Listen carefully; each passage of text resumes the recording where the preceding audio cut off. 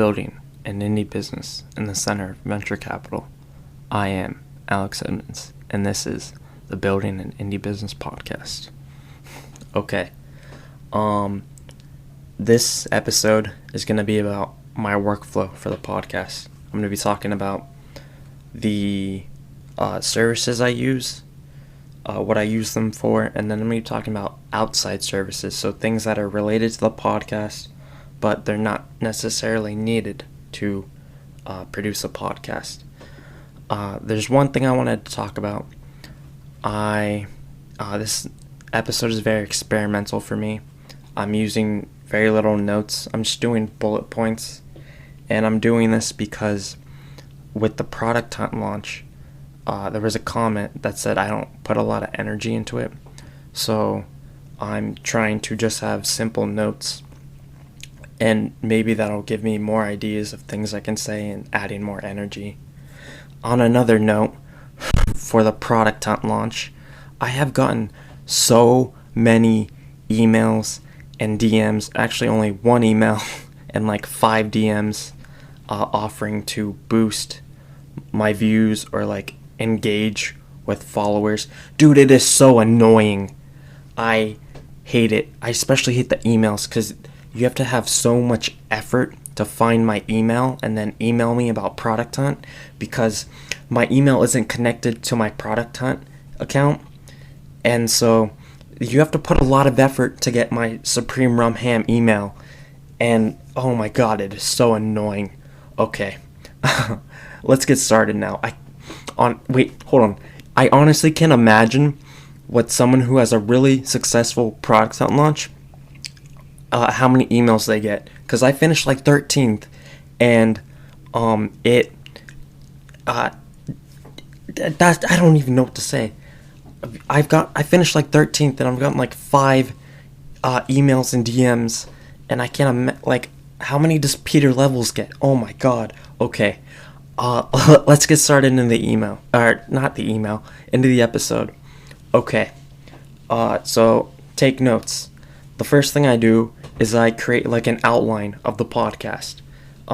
So for like live streaming, I'll say I live stream. Okay, give me a second. For podcast marketing, it'll be like email. That's the first line, and then I'll have bullet points about like, no pictures, include links, stuff like that. Okay, and I use Simple Note for that. Okay. For audio, I use Audacity to record. Audacity is a open source project. You can also use GarageBand, but I have Windows, so I use Audacity, and it's fantastic. It's super simple. Okay. I'm still pissed off about the email thing. All right. Let's get started. I record with the Fifine mic, if that's how you pronounce it, Fifine. I use a standard mic stand. I don't even know what brand it is. I got it off Amazon. It was like the first thing. Alright. Streamlabs. I use Streamlabs to live stream the podcast episodes. And then I use Restream.io to stream on multiple platforms. So with Streamlabs, you can only stream on one platform. You hook up your what's the word I'm looking for? Your Streamlabs to Restream, and you could stream on Twitter, Twitch, and YouTube all at the same time, which is something it's really good to get more people to see your stuff. Okay. YouTube for transcripts, and it's a whole thing. I can find a video to post it, but I don't actually know where to post the transcripts. But if someone emails me asking for a transcript, I will give it to them. Okay. Overcast. I use Overcast for two things. So the first thing I use Overcast for is listening. I listen to the podcast on Overcast. And the reason why I specifically use Overcast is because It's run by one guy. He's an indie maker. His name's Marco. Yeah, and it's a really great product. It's only available on iOS and web. So yeah, that's one problem with it. The second thing I use Overcast for is to create videos for Twitter. And so Overcast has a feature where you can create a clip of an episode, or multiple clips of an episode, or one clip, how many ever you want.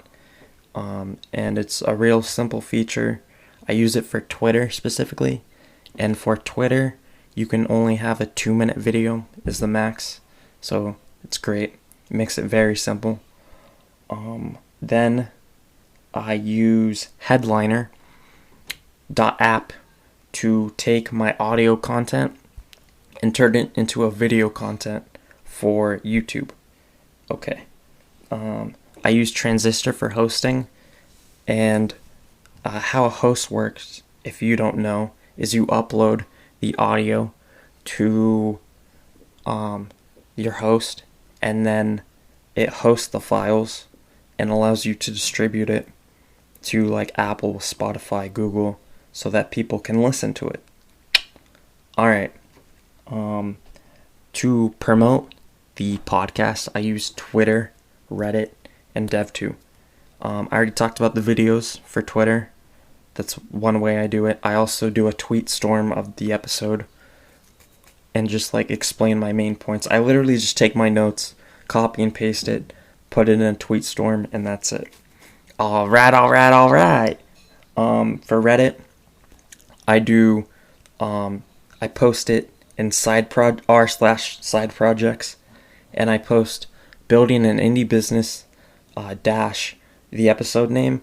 I do the show notes, not the show notes, but the description of the episode, and then I put a link. Same thing with Dev2.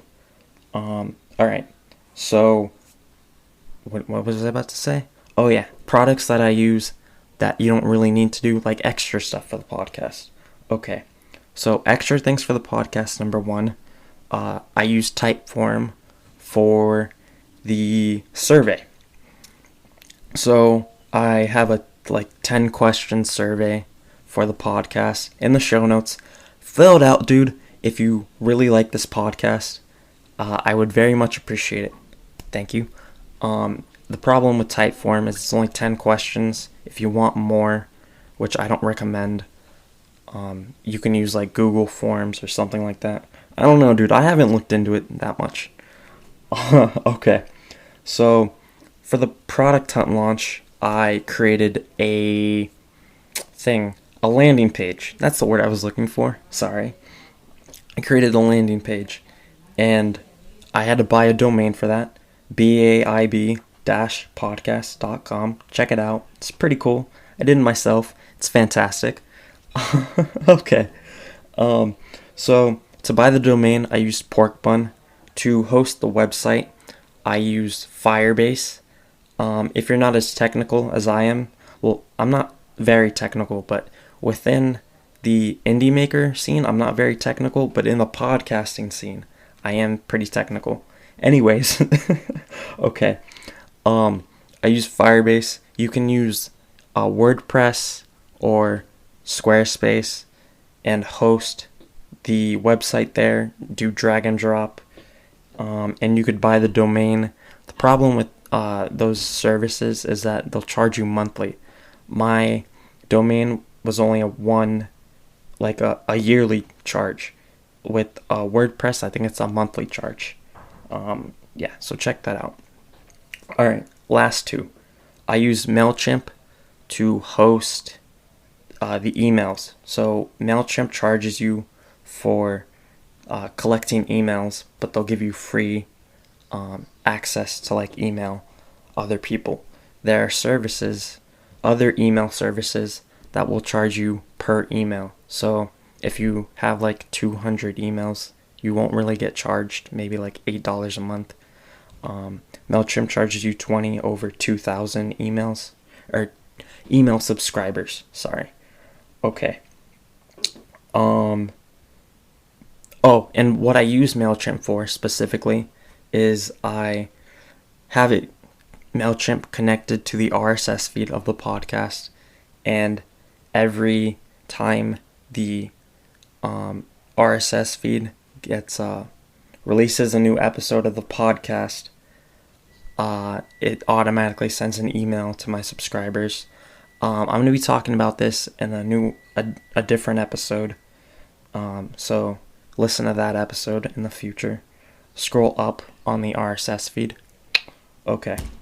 Finally, I use Buy Me a Coffee to solicit donations for the podcast. If you love this podcast, please donate. Okay. And the reason why I do this is for two reasons.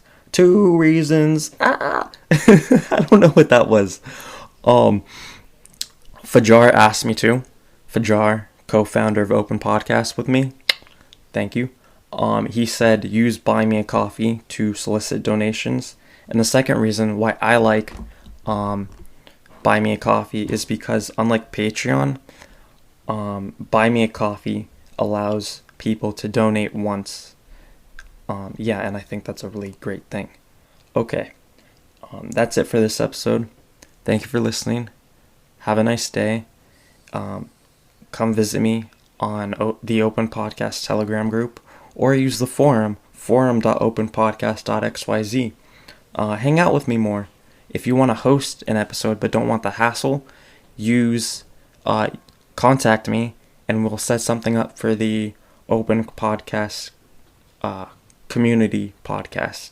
You could host an episode on your own, send me the audio, send me the file or what you want in the show notes, and I will put it, and you will have the experience of podcasting without the hassle.